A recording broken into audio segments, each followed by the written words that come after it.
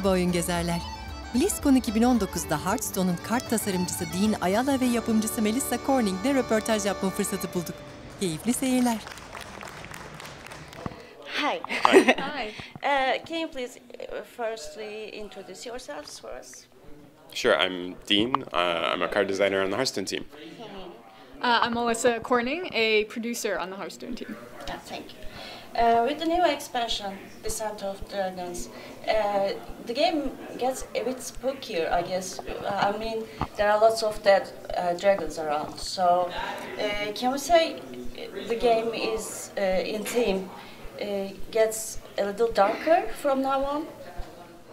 I think that dark really isn't the Hearthstone vibe as much. I think we've gone to places like Naxxramas and we've done Old Gods expansion that for most games those themes would be pretty dark.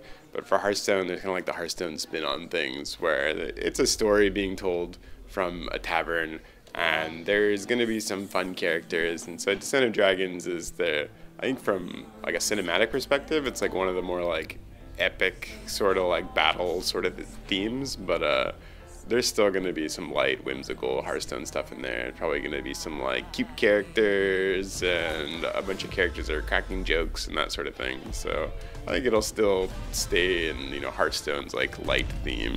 Yeah. And Galactron looks strong enough to divert the game meta for the players who can play with it. So can we say, I mean, do you have any concerns about the balancing? Because when you play with the good guys, it can be a bit harder to play when the Galactron is in the game.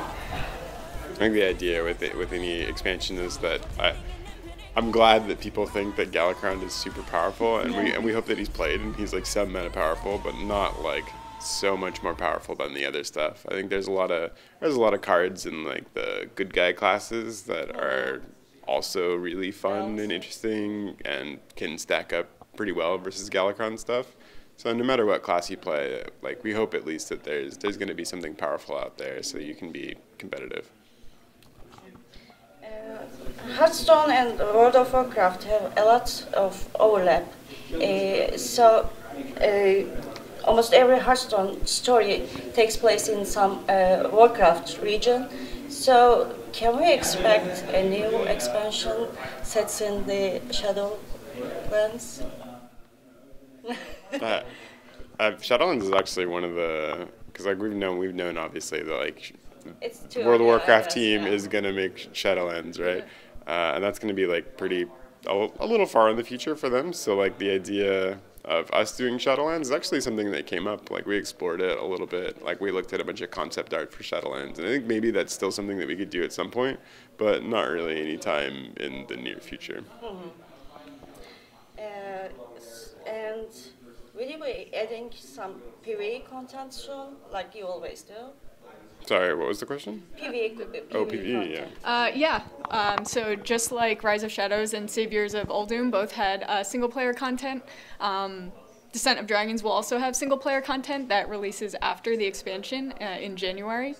The previous two adventures were dungeon run style. This time we want to really tell the epic conclusion to the story for Year of the Dragon. So we're going to actually change format a bit and do a linear adventure this time. But we'll have more information on that as we get closer.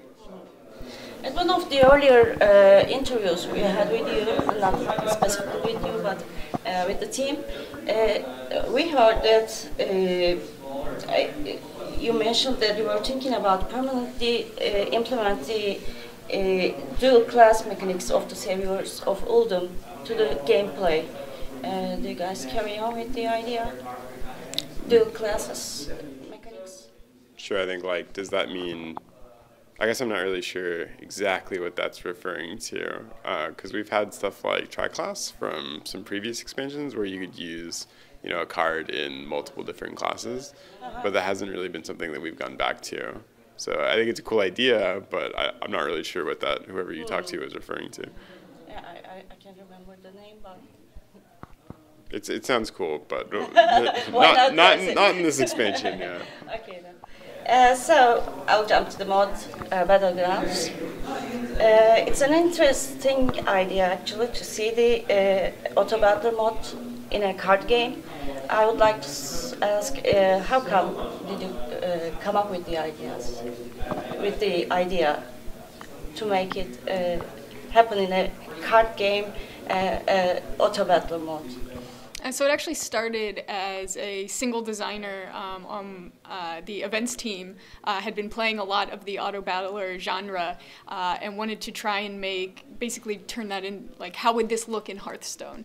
And he made a single player version that sort of replicated the gameplay of a auto battler genre.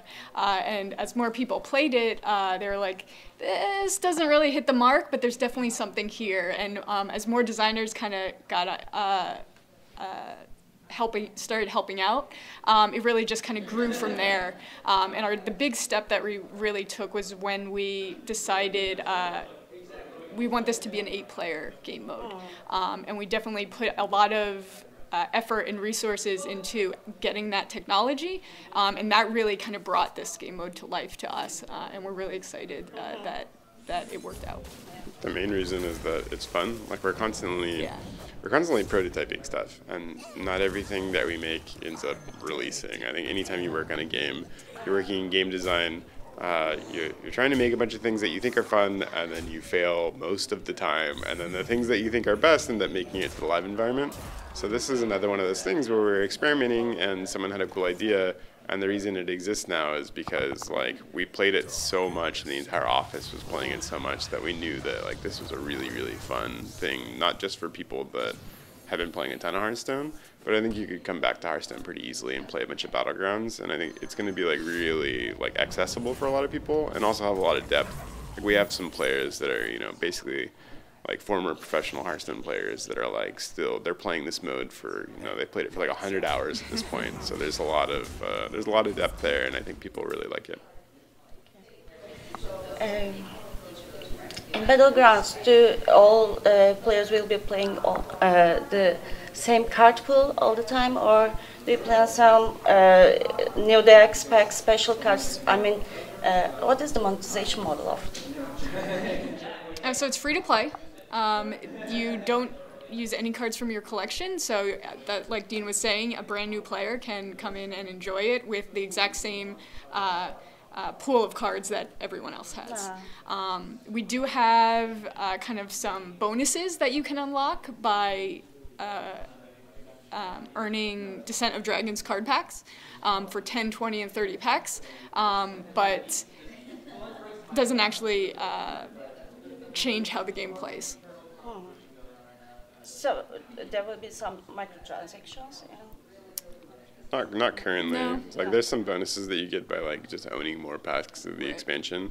You can do that really without spending any money for the most part, like just by doing quests, and when the expansion launches, like just owning a bunch of packs eventually. I think it's like up to 30 is the bonus. So you can pretty easily get 30 packs over the course of an expansion, and the investment's not like too crazy high or anything. But if you don't ever want to invest at all, I think as long as you're playing Hearthstone, like, because to us, we want people to like be in the game and having a good time. Because I think if the goal was to just do like a short term, like, I don't know, getting a bunch of money, like that's not really the goal as much as like 10 years from now we want a bunch of people to be playing Hearthstone, and the way to do that is by, you know, delivering a bunch of different fun ways to play.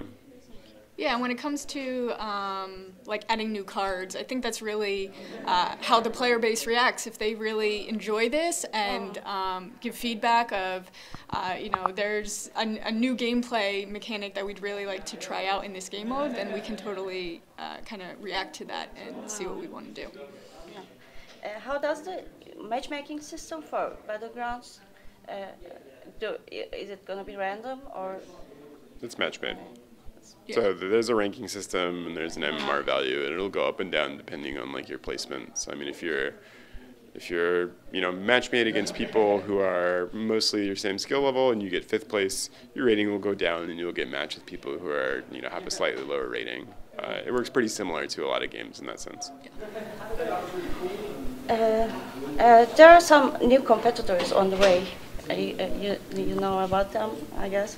And Hearthstone is, when compared, Hearthstone is rich in content, but maybe something is weaker, which is player progression. Do you have plan to improve it? The short answer is yes, but like I think if we had a huge player progression presentation to give, I think we would have probably given it on stage. I think it's something that we know is really important. I think Hearthstone has a really good short-term progression. It's like you log in and you want to complete your quests and you have something and you can get a reward for it. And then there's pretty good long-term progression where it's like I'm looking at a season or a month long and I want to get from rank 16 to rank, to legend or to rank 4, to a better rank than I got last time. So like in terms of long-form progression, like we do okay there too. But in terms of like today I had a play session and I played 10 games or 15 games. Like, what did I move towards, like on the day or week basis? I think that we could do better at. And it's just a matter of, implementing that system, coming to an agreement on something. There's a lot of design where we're talking about like server engineering has to track a whole bunch of things. Client has to, display a bunch of different things, a bunch of places. Art has to make tons of assets, and UI has to figure out a bunch of things too. And of course, we have to design the system. Yeah. So there's a lot of work that goes into it, but it's something that is like kind of at the forefront of our minds, is figuring out what like short, medium, long-term progression is. So every time you play a game, it feels like you're moving towards something. I think that's the end goal. Okay. And I have one last question, which is a classic for us, because Hearthstone is a game that involves lots of text readings, and we still haven't got the Turkish version of it. Do you have any plan in Horizon to make it Turkish? Because I don't know if you know, but the Legends of Runeterra is going to be localized in Turkey on day one. There isn't any immediate plans, but I can definitely take that feedback and see what we can do. Yeah, I also don't know of any immediate plans. I think one of the easiest ways to like expand an audience is like when you're localizing in different languages or releasing on new platforms. So it's the kind of thing that it takes a lot of work, and you have to like understand and have the right partners in order to do like really good localization. And right now, like I think that we don't really have access to that sort of thing, but it's definitely like when you have an audience in another country and they could have a better experience by being able to read in their own language, then that's something worth looking into. So, like she said, we don't really have any plans for it right now, but it's actually like the kind of question that I want to go back on Monday and ask. Yeah, it's exactly. Like, why don't we do this, and like how can we, right? Thanks so much. Thank you. Yeah, thank you for playing.